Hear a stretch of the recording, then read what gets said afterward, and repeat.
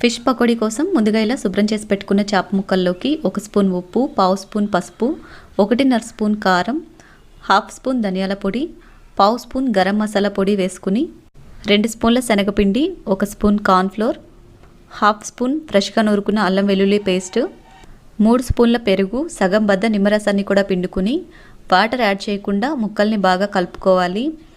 ముక్కల్ని ఈ విధంగా రబ్ చేస్తూ కలుపుకోవాలి. ఇందులో వాటర్ యాడ్ చేయాల్సిన అవసరం లేదు. ఇలా కలుపుతూ ఉన్నారంటే ముక్కల నుంచి ఆటోమేటిక్గా వాటర్ అనేది రిలీజ్ అవుతుంది. ఈ విధంగా కలుపుకున్న ముక్కల్ని ఒక 1/2 అవర్ పాటు నాననివ్వాలి. నానిన తర్వాత తక్కువ నూనెలో ఒక 2 గంటల నూనెలో షాలు ఫ్రై చేసుకోవాలి. ఈ ముక్కలు ఫ్రై చేసుకోవడానికి ఓన్లీ నాన్ స్టిక్ కడాయి మాత్రమే యూజ్ చేయాలి. ఈ విధంగా ఫ్రై చేసుకోవాలి. ఇది లోపల వరకు ఈవెన్గా కుక్ అవ్వడానికి మూత పెట్టి మగ్గించండి.